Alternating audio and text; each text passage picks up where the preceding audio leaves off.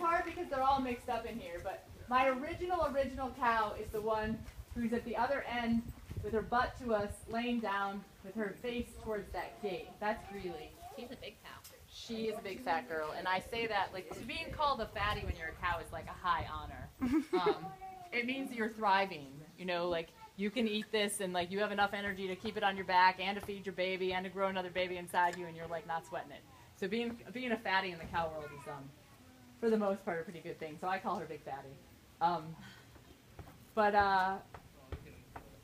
That animal who's looking at us, Annabelle, she's naturally cold, which means she does not have the gene that produces horns, which, believe it or not, is actually a dominant gene in cows. I don't know why the recessive gene of having horns is so prominent, but that's her sister right there, that orange one, Anita. So I'm breeding them. I don't take parts off of animals unless I absolutely have to. Like, all those bulls down there have all their man parts. Every ram in my field has his man parts. I don't put ear tags in. I don't, which is not to say I never would. Like, there's sometimes, like, I may this next time tag the lambs because I need to start making some decisions based on who I'm going to keep and who I'm not going to keep. And like, but for generations I haven't tagged. For generations I haven't castrated. For generations I haven't dehorned. So, Cookie? I got my cow out. Chris, did you bring her out from over there? Yeah. Okay, I'll bring her back. Give me one of her.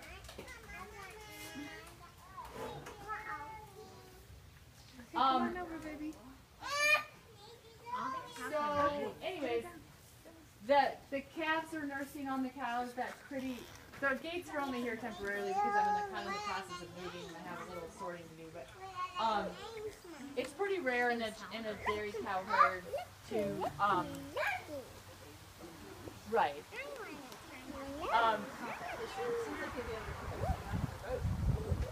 Yes and no. That's like, I mean, milk is a complicated thing. Doing milk in a way that you would find as a mother that you could stomach emotionally is very complicated. Because we have to breed animals to produce more milk than their calf needs. In order to do that, they have really high energy needs. The way we've dealt with that is to feed them corn. But if we're not going to feed them corn, then we have to breed them to thrive on grass only, to have excellent grass, to have the excellent genetics that they need in order to thrive on that grass. And we still have to find a way, which is a principle I'm committed to, but is not widely practiced. It's a pretty radical concept still, to raise the calves on their mothers or on an adopted mother and still have enough milk to sell you. I could talk about this for hours and hours. It's a really complex thing. It's a really thing I love to think about and like work through all the complexities of.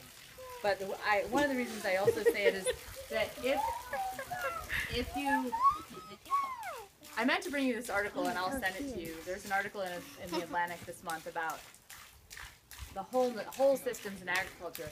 But the long way of saying it is if you want milk, buy beef. Because like I can't give milk to you guys until I raise enough of these animals and harvest enough of them that I have, and I use that beef, the money that I get from selling the beef to you to turn around and improve the dairy herd. And eventually I'm going to have milk. But, and that could be in 2 days from now. It may not. I have lots of, almost all these cows are in milk.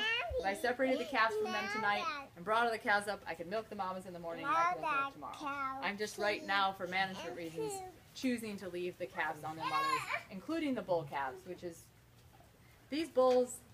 these young bulls have the life. Like they really do. Like they live like princes because they get to stay with their moms their whole life. They get to run with the herd. They are not separated. They aren't castrated. Although, again, for management reasons, this year I may remove some of the, maybe with or without castration, I may remove the ability of some of them to reproduce some of those bulls because I need to get some of the genetics out. But